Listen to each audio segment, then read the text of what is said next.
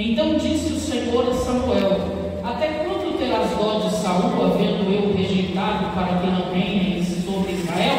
Enche teu vaso de azeite e vem, e enviar-te-ei a Jessé o belemita, porque dentre os seus filhos me tenho provido de um rei. Porém disse Samuel: como irei eu? Pois ouvindo Saul me matará. Então disse o Senhor: toma uma bezerra das vacas em tuas mãos e diz: vim para sacrificar ao Senhor, e convidarás a Jessé ao sacrifício, e eu te farei saber o que has de fazer, e ungir-lhe-ás a quem eu te disser. Fez, pois, Samuel o que dissera o Senhor, e veio a Belém. Então os anciões da cidade saíram ao encontro tremendo, e disseram: de paz é a tua vinda? E disse ele: é de paz, vim sacrificar ao Senhor. Santificai-vos e vinde comigo ao sacrifício. E santificou ele a Jessé e aos seus filhos, e os convidou ao sacrifício. E sucedeu que, entrando eles, viu a Eliabe e disse: certamente está perante o Senhor o seu ungido. Porém o Senhor disse a Samuel: não atentes para a sua aparência, nem para a altura da sua estatura, porque eu tenho rejeitado. Porque o Senhor não vê como vê o homem, pois o homem vê o que está diante dos olhos, porém o Senhor olha para o coração. Então chamou Jessé a Abinadab e o fez passar diante de Samuel, o qual disse: nem a este tem escolhido o Senhor. Então Jessé fez passar a Samar, porém disse: tampouco a este tem escolhido o Senhor. Assim fez passar Jessé aos seus 7 filhos diante de Samuel. Porém Samuel disse a Jessé: o Senhor não tem escolhido a estes. Disse mais a Samuel a Jessé: acabaram-se os mancebos? E disse: ainda falta o menor, eis que apacenta as ovelhas. Disse, pois, Samuel a Jessé: envia e manda chamar, porquanto não nos assentaremos em volta da mesa até que ele venha aqui. Então mandou em busca dele, e o trouxe, e era ruivo e formoso, de semblante, de boa presença.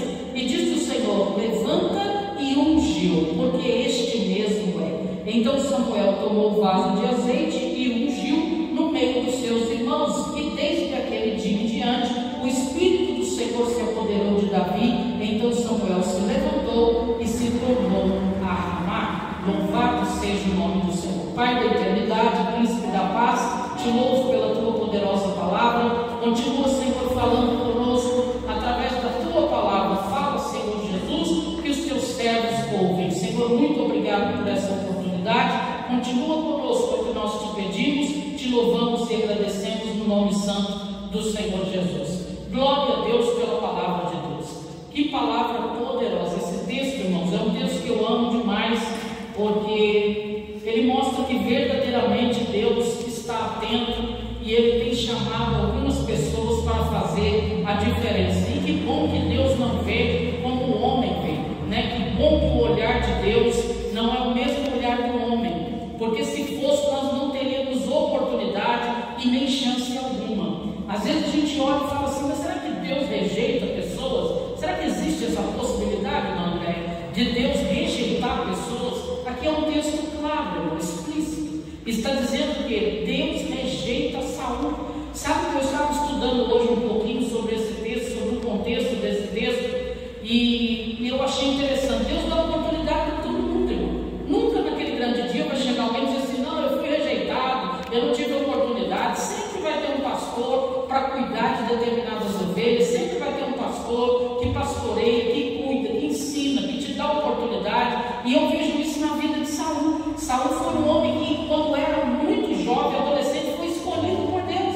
Mas por que Saul foi escolhido para se tornar o primeiro rei de Israel? Porque como estava o contexto desse texto? O contexto estava acontecendo o quê? O povo estava vivendo debaixo da teocracia. Teocracia quer dizer governo de Deus. Só que de repente aquele povo, irmão, começa a olhar para as outras nações.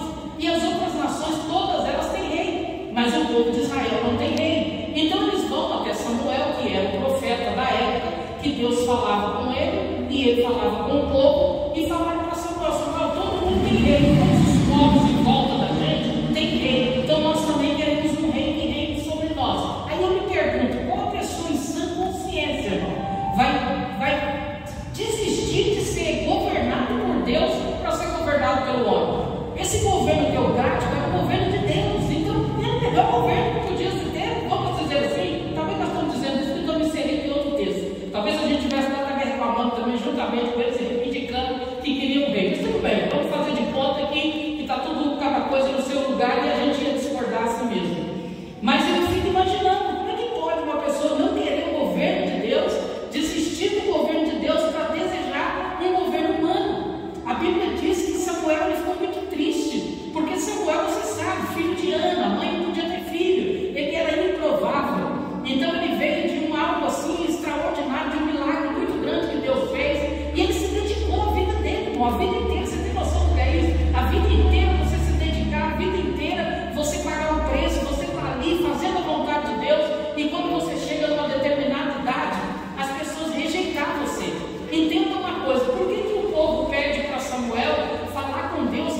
levante um rei sobre eles. Porque Samuel levanta seus filhos para serem sacerdotes. E a Bíblia diz que os filhos de Samuel não eram obedientes a Deus como Samuel era. Eles faziam vergonha, faziam muita coisa errada mesmo. Aí o povo foi reivindicar para Samuel e disse: ó, Samuel, nós não estamos querendo um novo rei porque você não é um bom porta-voz, mas os seus filhos não dão bom testemunho. Eles começam a acusar para cima. Quando a pessoa não acha nada contra você, eles vão procurar ocasião contra seus filhos, contra seu marido, contra sua mulher, no emprego. Não foi assim com Daniel? Eles não tinham o que fazer com Daniel. Ele era perfeito nas obras que ele fazia, trabalhava direitinho. Não, vou procurar na lei do Senhor dele, para ver o que a gente pode fazer para poder destruí-lo. Então sempre vai acontecer isso. A Bíblia diz que Samuel, ele ficou muito triste, angustiado, e ele foi orar e falou com Deus, falou: puxa vida, eles estão me rejeitando tantos anos cuidando desse povo, e agora esse povo está fazendo isso comigo. Aí Deus fala assim para ele: Samuel, não fica triste, porque eles não estão rejeitando a você, eles estão rejeitando a mim. Você já parou para pensar no próprio Deus, ele se sentindo rejeitado por aquele povo, porque aquele povo não queria mais ser governado pelo Senhor. Esse é o mal, irmão, de muitas pessoas da face da terra. Nós estamos nesse mundo, mas nós não somos daqui. Nós estamos vivendo aqui por um tempo da nossa vida, mas nós temos um reino, e nosso reino não é o da terra. Nós somos cidadãos do céu. Mas sabe o que está acontecendo, irmão? Cada dia mais as pessoas estão se afastando mais das coisas de Deus e estão gostando mais das coisas do mundo. Samuel ficou triste, angustiado, porque ele havia dedicado a vida dele àquele povo. Mas o Senhor disse: Samuel, não fique triste, porque eles não estão rejeitando a você, eles estão rejeitando a mim. Então nós vamos levantar um rei. A Bíblia diz que Deus escolhe esse rei. Não foi o povo que queria um rei, mas quem escolhe o rei é o próprio Deus. Eu acredito que você sabe como que isso aconteceu. O pai de Saul tinha criações de animais, de jumentas, e aí o Senhor permite as jumentas do pai dele se perder. Ele vai atrás, imagina, sai para procurar jumento e volta ungir do rei de Israel. Só com Deus que acontece essas coisas, né? Você sai, não sabe quando você vai voltar, quando você volta para o rei. É assim que Deus trabalha. Então às vezes tem coisas que Deus faz a gente perder para ter um encontro com Deus, e o Senhor está classificando o que você perdeu para ter um encontro com Deus. Deus classifica como jumento, tá? Então não se preocupe com o que você perdeu para ter um encontro com Deus. O que importa é o encontro que você teve com o Senhor. A Bíblia diz que ele sai para procurar jumentos, encontra com Samuel. Deus cria uma situação e Samuel unge a Saul, e Saul se torna então o primeiro rei de Israel. Ele começou muito bem, igreja, mas ele terminou muito mal. Eu sempre falo para alguns irmãos que estão mais próximos de mim: o problema não é como você começa, o problema é como você termina. Tem muita gente que começa, irmão, muito bem, começa um crente muito bem, começa com santidade, começa sendo usado por Deus, começa tendo uma vida com o Senhor, mas no final, irmão, ele relaxa. Ele acha que porque ele está no final, está mais. Porque agora eu falo para os irmãos, está mais perto, irmão, de eu chegar, terminar minha carreira, do que propriamente começá-la de novo. Então eu tenho que tomar mais cuidado agora que eu estou no final da minha carreira do que como eu comecei. Porque todo começo é difícil, todo começo é assustador, todo começo você vai ter muitos erros, todo começo vai ser difícil em todas as esferas da vida. Mas o Senhor estava dizendo que o melhor não é como começa, o melhor não é o início das coisas, e sim o final delas. Saul começou muito bem, obedecendo a Deus, sendo fiel ao Senhor, mas depois, irmão, no final, ele começou a vagabundo. Ele começou a não obedecer mais ao Senhor, ele começou a fazer sacrifício quando ele não foi chamado para isso, porque ele não era sacerdote, ele era rei. Sabe quando a pessoa começa a trocar as bolas, comer bola, passar na frente, ou o carro na frente dos bois, sabe assim, não dava certo, ele começou a fazer tudo errado. E o contexto do texto do capítulo 16 é exatamente isso. Ele tem que esperar Samuel chegar para poder falar com Deus, e Deus dá a ordem para ele a respeito de uma guerra que estava para acontecer. Só que a Bíblia diz que Samuel demora alguns dias, não sei se 7 dias para chegar, e aí ele vai fazer sacrifício, ele vai para a guerra, ele traz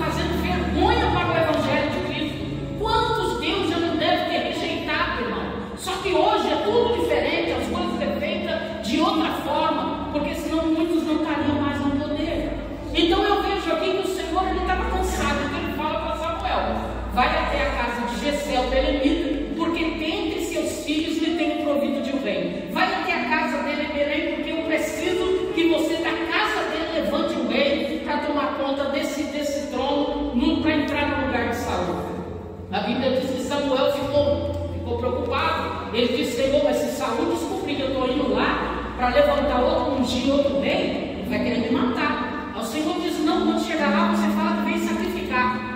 Pega o bezerro lá das vacas e diz: eu vim sacrificar o Senhor, e chama todos os anciões e os filhos de Jessé, e também Jessé, para se santificar, para que eles possam participar do sacrifício. A Bíblia diz que ele chega na cidade, acontece exatamente o que o Senhor havia falado, e de repente ele vai para a casa de Jessé, e quando ele chega lá, os filhos de Jessé começam a passar diante de Samuel. Samar, Abinadab, começa a passar, e o Senhor olha para aqueles homens e diz: eu não quero nenhum desses, eu estou rejeitando esses aí. Aí a Bíblia diz que Samuel, ele olha para Tamar, para um dos filhos de Jessé, e ele diz: certamente estou diante para Samar. De repente ele pensou: estou diante do futuro rei de Israel. Mas aí a Bíblia diz que o Senhor grita dentro do coração dele e diz: olha, não olhe para a aparência, porque você está vendo que está por fora. Eu, Senhor, olho para o coração. Deus não queria mais um homem, irmãos, que fosse grandão, bonitão, de aparência. O Senhor queria alguém quebrantado. O Senhor sempre vai chamar o pequenino do Senhor, pessoas que realmente são dependentes de Deus para fazer diferença nessa terra. Deus não está atrás, irmão, de pessoas intelectual, inteligente, que tem muita faculdade, que sabe, lógico, irmão, todo estudo que você tiver é bem-vindo, é muito bom ter conhecimento e crescer, é muito bom. Mas o Senhor, nós estamos falando aqui de uma vida espiritual. É Deus que capacita. Quando você vai fazer algo no reino de Deus, é o Senhor que capacita. Por isso você não precisa se preocupar: Senhor, mas eu não sei falar, Senhor, mas eu não sei nem me comportar. Calma, Deus vai te dar graça, Deus vai te ensinar. Porque quem não sente medo, irmão, de estar diante de uma multidão para cantar, para pregar, para falar, a gente vai ficar quietinho no nosso canto. Quanto menos visto a gente for, melhor é para nós, para quem não quer aparecer. Mas quem capacita é o Senhor. A Bíblia diz que os 7 filhos de Jessé passaram diante de Samuel, mas a Bíblia diz que todos os 7 foram rejeitados por Deus. Até que Samuel pergunta para Jessé e diz: acabaram-se os mancebos? Ou seja, acabaram-se os seus filhos? Os jovens dessa casa acabou? Ele diz: ainda tem um menor. E esse menor está onde? Apacentando as ovelhas do pai. Então manda chamar, porque enquanto ele não chegar, ninguém se assenta na mesa para comer. A Bíblia diz que Davi foi trazido para o meio dos seus irmãos. Sabe o que eu fico pensando, irmão? Que Deus, Ele é tremendo. E quando Ele escolhe alguém, ninguém pode impedir. Mesmo você não estando presente, o seu nome vai ser falado. Mesmo você não estando, esse dia uma irmã mandou mensagem para mim, e ela falou para mim, ela falou: pastora, a gente está querendo muito fazer um evento aqui, estamos numa mesa aqui da igreja conversando, e o seu nome foi citado. Então ela falou: e no meu coração, o desejo do meu coração é que você venha fazer esse trabalho aqui na igreja. Então assim, você não precisa estar presente. Quem vai trazer a memória o seu nome é o Senhor, é Deus. Ah, eu não estava lá, então eu perdi a bênção. Não, você não vai perder a bênção, porque aquilo que Deus separou para a tua vida é teu, e ninguém vai poder roubar, porque foi o Senhor que determinou dessa maneira. A Bíblia diz que ele chegou, e a Bíblia diz que imediatamente o Senhor falou com Samuel e disse para ele: levanta e unge, o versículo de número 13, porque este mesmo é. O Senhor escolheu Davi, e a Bíblia diz que quando Davi chegou, ele derramou óleo sobre a cabeça dele, e a partir daquele momento o Espírito de Deus se apoderou da vida de Davi. A partir daquele momento a vida dele mudou. Sabe o que o Senhor está dizendo? Um homem, uma mulher cheia do poder de Deus, ele tem a vida transformada, tem a vida mudada. Não dá para caminhar com Jesus e continuar do mesmo jeito. Mas a Bíblia diz que Davi, depois que ele recebe essa unção, ele não vai para Israel sentar para ajudar e sentar no trono e se tornar um rei. Sabe o que o Senhor está dizendo? Deus faz promessas para mim e para você, só que leva tempo para as promessas se cumprirem. Deus vai te preparar, irmão. Às vezes você está falando: Senhor, faz tanto tempo que eu estou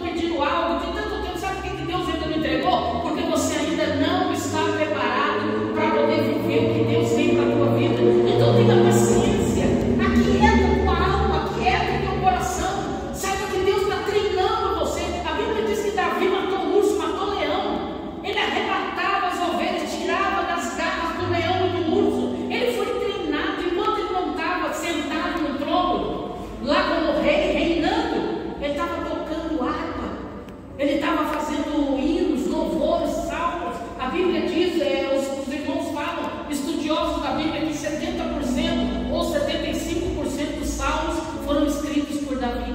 Então você imagina que Davi estava lá, por trás das malhadas, por trás das ovelhas. Ninguém ia lembrar de Davi se não fosse Deus.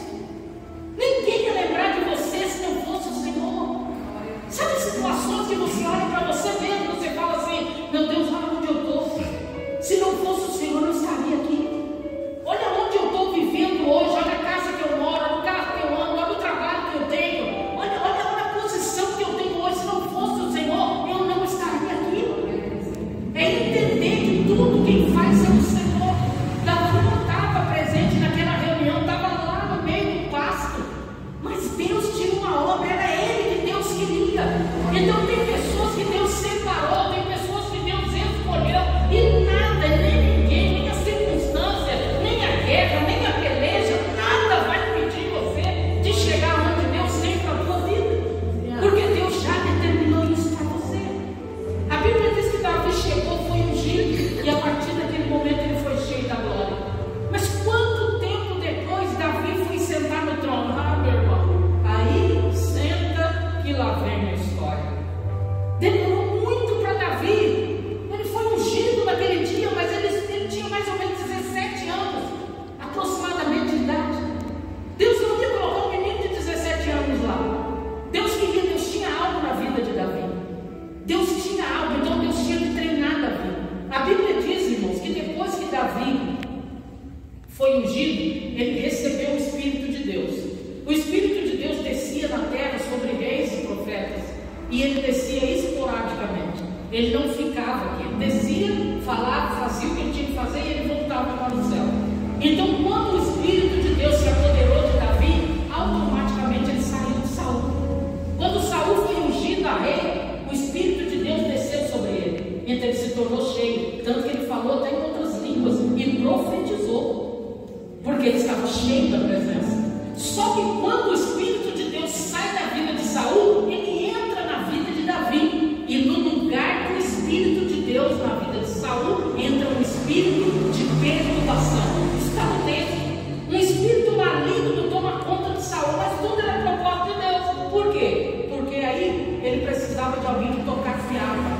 Olha como Deus é extraordinário, é tão perfeito, né? Tudo que Deus faz encaixa, está tudo certo. E Davi volta, ele é ungido a rei, volta para o pasto, vai continuar cuidando das ovelhas do pai. E a Bíblia diz que aí, lá onde Saul está, ele está perturbado com o espírito maligno no corpo. Aí ele precisa de alguém que toque a harpa. Aí alguém lembra de quem? De Davi. Olha, existe um rapaz de boa aparência, sisudo nas suas palavras. O que quer dizer essa palavra sisudo? Que tem palavra, tem uma palavra firme, fala as coisas e sabe o que está falando. A Bíblia diz que Davi é levado para onde? Para dentro do palácio. Você imagina, o povo vivia debaixo da teocracia de Deus, agora eles vão viver debaixo da monarquia, que é o governo de um rei. Deus leva Davi para quê? Se ele agora ele é ungido a rei, mas nem sonha que vai sentar ainda naquele trono. Davi nem almejou aquele trono, irmão. Ele nunca almejou aquilo para a vida dele, porque ele nem se considerava a altura de tal posição tão grande diante daquele povo, diante de Deus. A Bíblia diz que Davi vai e começa a tocar, e quando ele toca, o espírito maligno sai da vida de Saul, e Saul tem paz. Então Davi passa muito tempo dentro do palácio. Mas por que Deus levou Davi para o palácio? Para mostrar para Davi a diferença entre teocracia e monarquia. Deus levou Davi para dentro do palácio para mostrar para ele: Davi, daqui mais um tempo é você que vai sentar nesse trono. Então toma muito cuidado com as atitudes que você vai tomar. Olha bem como esse homem está reinando, para você não fazer a mesma coisa que ele está fazendo. Sabe o que Deus quer, irmãos? Que a gente aprenda com o erro dos outros, que a gente entenda que Deus, quando nos coloca em determinada posição, você não tem como mais correr. Hoje mesmo eu falei, eu mandei mensagem para a irmã Luciana, achei que ela ia vir hoje.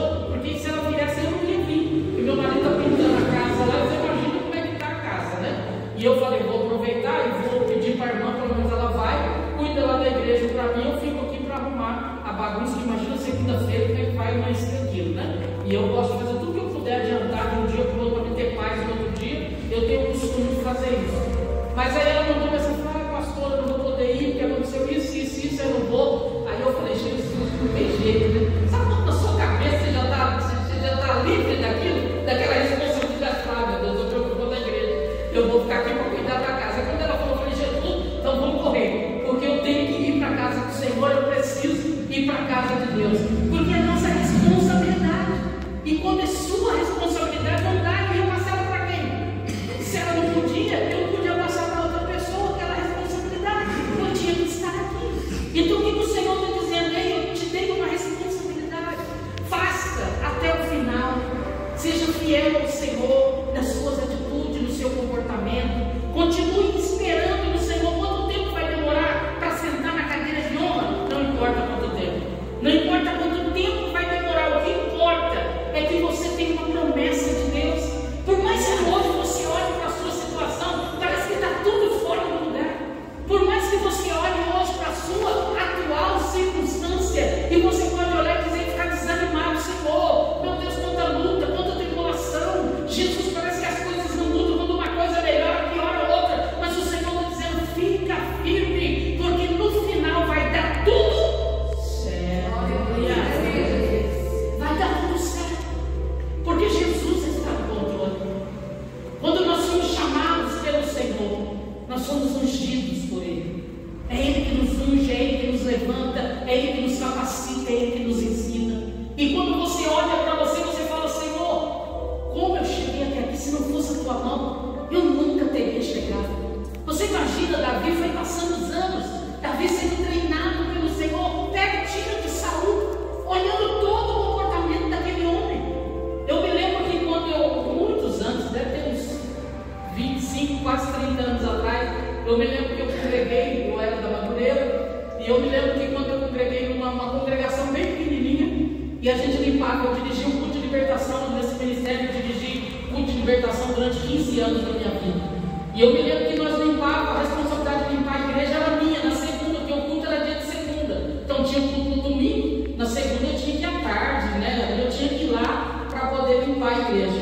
E eu me lembro que umas 2, 3 irmãs junto comigo para me ajudar a limpar. Lá era piso grosso, não tinha piso ainda. A igreja era muito simples, muito humilde, estava começando. Hoje está uma benção, tudo arrumadinho, mas na época não tinha. E eu me lembro que teve um dia que eu falei: Jesus, eu preciso hoje, eu não tenho como lavar essa igreja. Só vou varrer, porque vou varrer, tirar um pozinho do altar e vou embora para casa. Porque eu preciso fazer comida, ainda tenho que pôr feijão para cozinhar, ainda tenho que voltar, porque eu dirigi o culto, eu que abri a igreja, eu que fechava a igreja, era minha responsabilidade. E eu me lembro que eu cheguei numa dessas irmãs, era bem mais velha do que eu cheguei e falei: irmão, hoje nós não vamos lavar, tá? Hoje nós vamos só passar uma vassoura, só tirar um pozinho. Ela falou assim: pozinho e vassoura você tira na sua casa. Pozinho e passar vassoura você passa na sua casa. Na casa do Senhor, não. Vou ficar com a raiva daquela irmã. Eu fiquei bravo com aquela irmã, porque que velha que está querendo me encher, meu irmão, você tem a ver com a minha vida. Eu pensei, meu irmão, que eu não ia falar, né? Mas pensei mal da irmã na hora, gente. Mas depois foi passando os anos aí, irmão, eu comecei a perceber que não adianta, né? Tem zelo, né? Às vezes você acha que a pessoa está falando aquilo para pegar no teu pé. Você acha que ela está falando aquilo que ela quer ser melhor do que você. Mas não é. É zelo pela casa do Senhor. Nunca mais eu fui lá e varri só. Toda vez eu ia, falei: Jesus, eu vou lavar. Vamos jogar água, vamos lavar. Vamos deixar a casa do Senhor brilhando. Então a gente aprende. Eu vi que aquelas mulheres estavam ali para me ensinar. Minha filha, faça as coisas de Deus. Não importa, não faça. Está aqui. Então faça agora. Aproveita que você está aqui e já faça. Por que deixar para amanhã o que você pode fazer hoje? Né? E é por isso que eu tenho esse negócio de adiantar todas as coisas. Quando você vê visita na minha casa, irmãos, eu deixo minha comida praticamente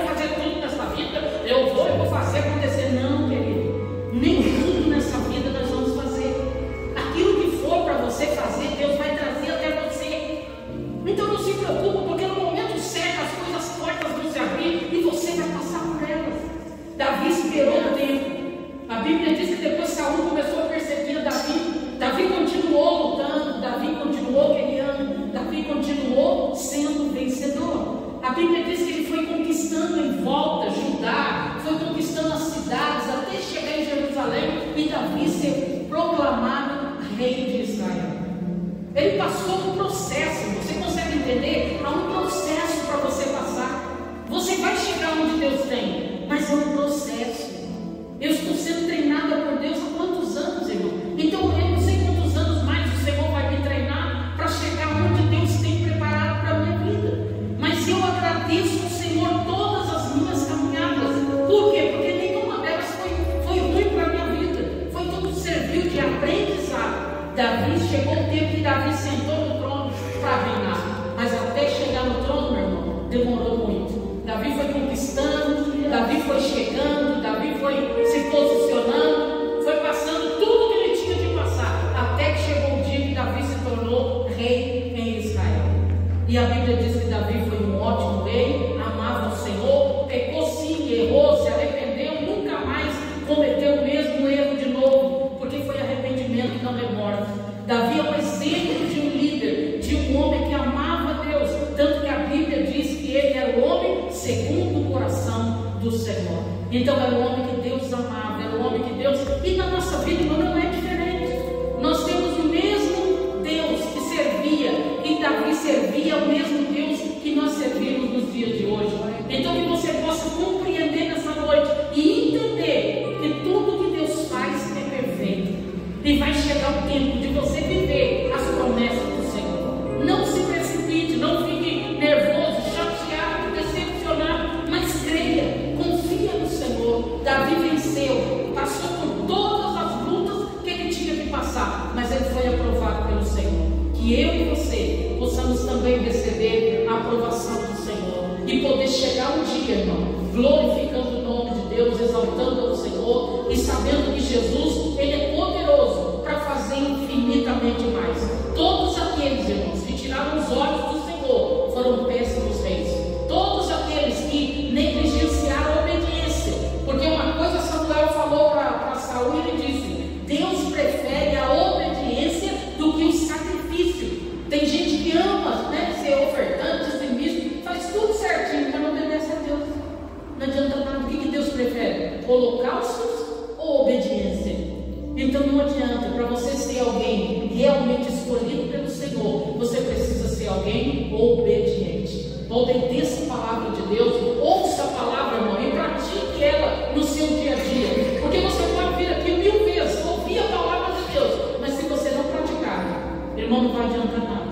Se você sair daqui e continuar fazendo as mesmas obras, continuar se comportando do mesmo jeito, pensando do mesmo jeito, sabe a primeira mudança que Deus faz na mente, na vida da gente? Na nossa mente. A primeira mudança que Deus tem que mudar é a nossa mente.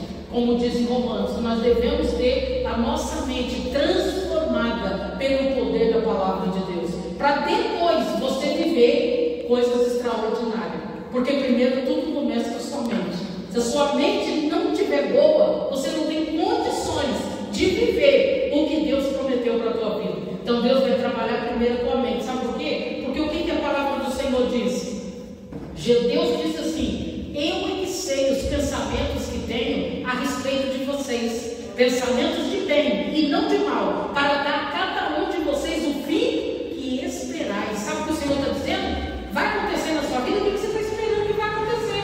Então a pergunta do Senhor nessa noite é: o que é que você está esperando que vai acontecer na sua vida? Responda para você mesmo. É isso que vai acontecer. O pensamento de Deus para os filhos dele é de bem e não de mal, para dar